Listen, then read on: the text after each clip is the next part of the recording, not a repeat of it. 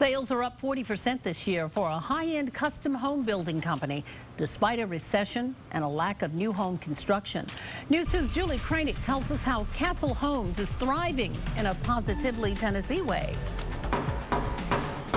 You would think any builder that sells homes at an average of $1 million apiece would be struggling right now. So custom home builder Alan Looney is not surprised when people ask him how business is going. And some people, when they ask me, are y'all busy? I said, well, actually, we really are.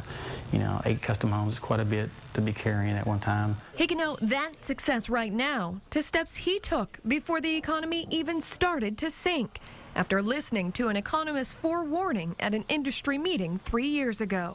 He says, okay, here's what's going to happen. We're going to have credit tightening up. You're going to see, the stock market's going to start going down. Banks start to fail. Way too much inventory. The consumers are going to get scared. They're going to start pulling back. Castle Homes trusted the economist and took his advice, getting rid of all of its existing property as quickly as possible. And instead of cutting back on spending, the company actually decided to increase it, something that's paid off 2 years later. And we didn't want to stick our heads in the sand and say, okay, it's doom and gloom.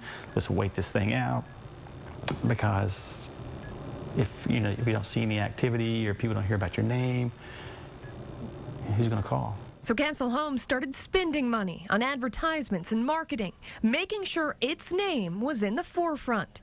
The company also started staffing and furnishing a model home, something most custom home builders don't do.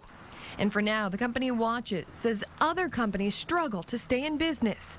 It waits for the economy to rebound and hopes the economist's advice on recovery also comes true. You're going to be positioned where you're going to capture a much higher market share than what you had. And if you do it right and plan right, it's almost like a once-in-a-lifetime opportunity for your companies. In Nashville, Julie Kranick, News 2.